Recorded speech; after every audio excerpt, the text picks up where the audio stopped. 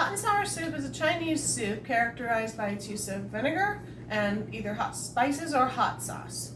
It's typically a vegetable-based soup and has a chicken broth or vegetable broth in it, and the vegetables are often traditional Chinese vegetables like napa cabbage, onions or green onions, bamboo shoots, baby corn, etc.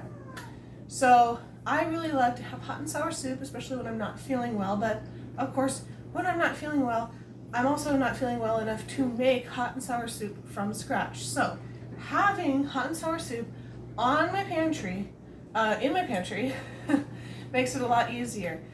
What makes this rebel canny? It's just a vegetable soup, right? What makes this rebel canny is that we're also using tofu in our hot and sour soup. Tofu is not something that is traditionally canned. There's not really any reason not to can it, except that people aren't sure how it's going to turn out. But I've tried it, and it works just fine. And what I've chosen to do is that even though tofu is a vegetable-based protein, I've chosen to can it at meat times. The only thing longer than meat times is fish times, so if you're feeling extra cautious, can it at fish times. But we're going to can at meat times for this soup, and I'm going to show you why it takes me 2 days to get this done, but also why it's worth it. Let's take a look at what I'm going to be using in my recipe. We have carrot, celery, onion, garlic, ginger, hot peppers, chicken bouillon, hot sauce cornstarch, baby corn, bamboo shoots, mushrooms, cabbage, firm tofu, chili powder, turmeric, soy sauce, and rice vinegar. I'm starting off with about 1.5 gallons of water, but I will be adding more to it later. We're going to put our dried mushrooms, or you can use fresh mushrooms in. I'm going to dice up garlic, ginger, and onion. I'll actually be slicing the onion and slicing up some hot peppers and adding them into the steaming water with the mushrooms. This helps the mushrooms to start absorbing that flavor right away. I like to julienne my carrots because it looks pretty and it fits in your mouth, bite size. It looks nice in the jars. We'll stir that on in and get it boiling. I like to cut my celery at a diagonal mostly so that it looks pretty, but also so it's thin enough to chew. Toss that in with all the other veggies and give it a stir. We're going to cut our cabbage up. You can use napa cabbage if you have it. We're going to cut it up so that it's kind of like what you would use for coleslaw. Toss that on in and give it another stir.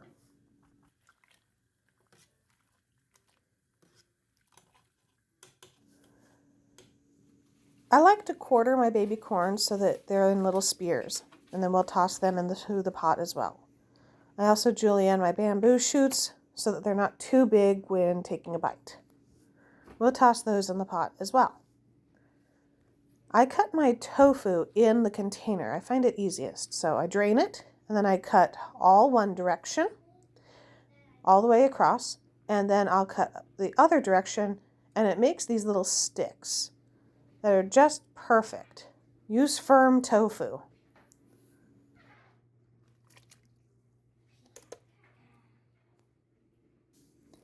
Now, I started with a quarter cup of chicken bouillon, but I did end up adding another quarter cup. Turmeric, mostly for color. As much chili powder as you like. You're going to want to taste this often so that you can be sure that it's the spice level and tartness level that you enjoy. This is homemade fermented hot sauce that I like to add to things. Give a nice dose of that. And start with a small amount of soy sauce. You can always add more after tasting it. Now I'm going to be using all of this rice vinegar, but that reducer is sure getting in my way. So I'm going to just pop that reducer out and let it glug into the pot all at once.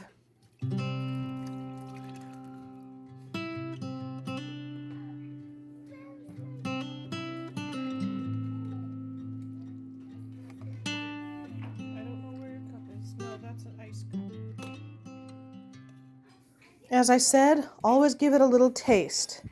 This was the point that I added more chicken bouillon and lots more soy sauce.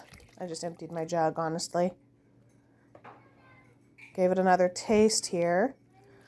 And it was almost perfect, but it did need a little bit more vinegar.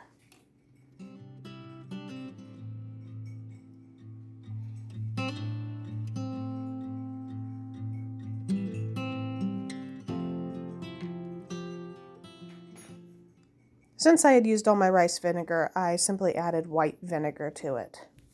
Now we're at the cornstarch phase. So I'm starting with half a cup of cornstarch, and we're going to be adding water so that we can thicken it up. Hot and sour soup that you get from takeout places is often quite thick.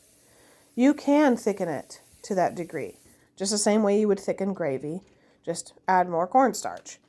If you don't like it quite that thick, you don't have to thicken it at all, or you could thicken it just a little bit. I like mine just a little thicker and a little bit more viscous. So I'm going to use this in almost 3 gallons of soup and stir it up, and it ended up being the perfect thickness. You'll just have to wait a little bit. I let this all boil down for a little while, and then I stuck it in my refrigerator overnight because second day soup is always better than first day soup. The next day I pulled it out, still cold, and just set it on my stove and got my canner ready with cold water. All of this is cold. You want to make sure that you're not doing the thermal shock thing and going to break any jars by putting hot soup into cold water or cold soup into hot water. I like dishing it out cold. It's a little easier to make sure I get the right amount of veggies versus broth into each jar.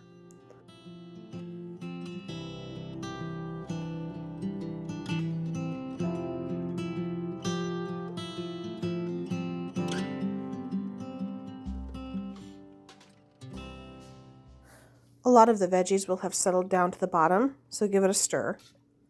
And with it being thicker, it'll help to make the veggies disperse evenly. But I like to take at least 1 good scoop of mostly veggies, sometimes 2, before I start scooping more of the liquid. Then I'll fill it up to about 1/2 inch headspace, which is the bottom of the band.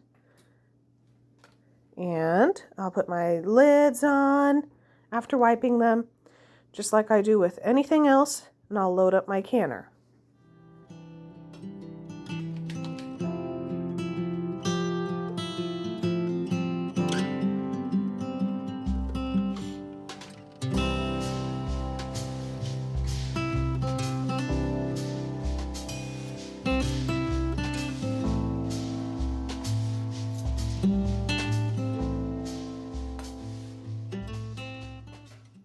I'll fill up the rest of my jars and bring you back. My canner is nice and loaded. It has my 3 quarts of water in the bottom, cold like the soup.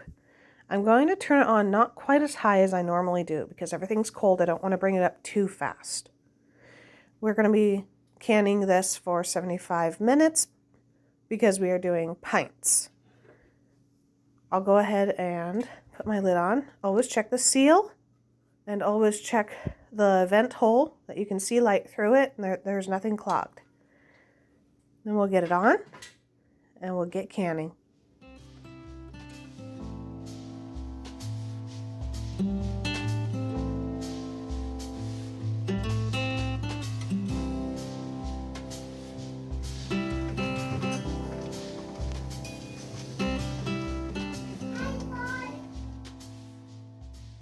With the magic of time lapse, all the processing time is done, and the jars have cooled sufficiently that I can pull them out safely and put them on a cloth. We'll use our jar lifters, and doesn't that look nice? Let's put it on our cloth and get them all out of the canner.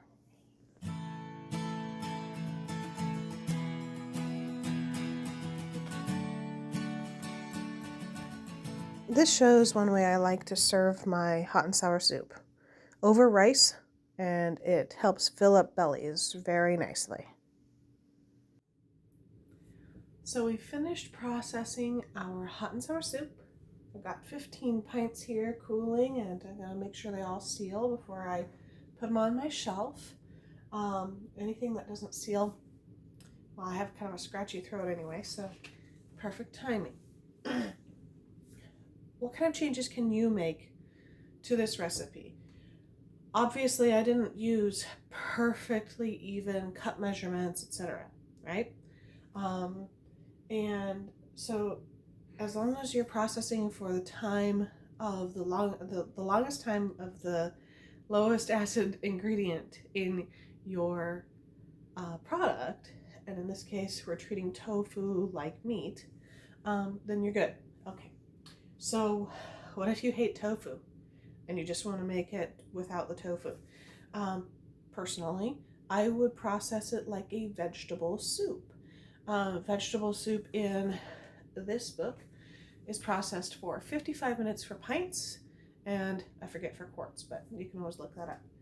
So 55 for pints instead of 75. Save about 10 minutes. What if you want to add some meat to it? When I cooked the rest of the soup for our dinner and had rice and everything, I went ahead and added a little bit of some pork chop that I had left in the refrigerator, just to beef it up a little bit, or pork it up. And if I had had any kind of meat in my jars, I would have still processed it for the meat times. So about the only thing that could change this is if you're putting fish in it, but I'm not sure fish would really work with that. You can change up what kind of vegetables you like in this. You can change up what kind of vinegar or how much vinegar, how much hot sauce, how much spice you want. Change it up however you like. If you have the tofu, do it for meat times. If you don't have the tofu, do it for vegetable soup time. Fairly simple. How I like to serve this is, first of all, if I have a cold and I'm really feeling awful, I will actually spice this up a little bit more because I really like spice. But I wanted to keep it a little bit more neutral for my kids because they prefer a little less spicy. So if I was just going to have a jar of soup, I'd grab it and heat it up and put a little bit more hot sauce in it for my personal preference and eat it as is. Now, when I'm serving it for a meal with my family, I want to bulk it up a little bit, and you can pour it over noodles, like ramen noodles, or you can put it on top of rice, or you can serve it along with some other things. If soup's not going to fill up your family as it is, go ahead and add that starch. I really like having this on hand. These will last, well, as long as you don't eat them. I made a batch that was a smaller batch than this, and it lasted us 6 months because that's when we ate it all. But I would be comfortable these lasting a few years on my shelves before I'd go, we should probably eat those. Mostly just because of rotation. But if the seal is good, the food is good. Check the seal, make sure it looks good, smells good. When in doubt, when in doubt, throw it out. But if you're not 100% sure and you're like, oh, this has been on the shelf for 4 years and looks like we forgot about it, boil it for 10 minutes. Anything that's in there is dead. So, always look at the science. Look at why certain things are not approved and whether it means they've been disapproved or whether it means that they just simply haven't tested it yet. In the United States, tofu is not something that is commonly canned. It just isn't. It was not very popular during the time when everyone was canning at home, and nowadays, when it's become more of a popular food to eat, canning at home is less popular. So there's just really no reason for them to ever test it. But we've eaten it, and we're all very healthy, and I'm comfortable eating it pregnant here, so I'd say you're safe. If you have any questions about any Rebel canning methods, feel free to put a comment down. Let me know if there's something particular that you'd really like me to can up so I can show you how it works. I've had a request for green beans. Still waiting for my garden to produce before I can do that, but trust me, it's on the list. And I'm hoping that I can do green beans with a little bit of butter and bacon like they have at the steakhouses. So, because that's how I like to eat my green beans. So look for that in the future. Once green beans are more in season and available, I will be doing that, don't worry.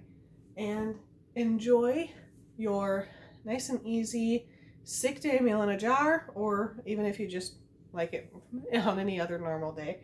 I know that hot and sour soup is one of my favorite things to eat, and it's 100% better with it being homemade, shelf stable, no MSG, etc. God bless you all, and I'll see you next canning day.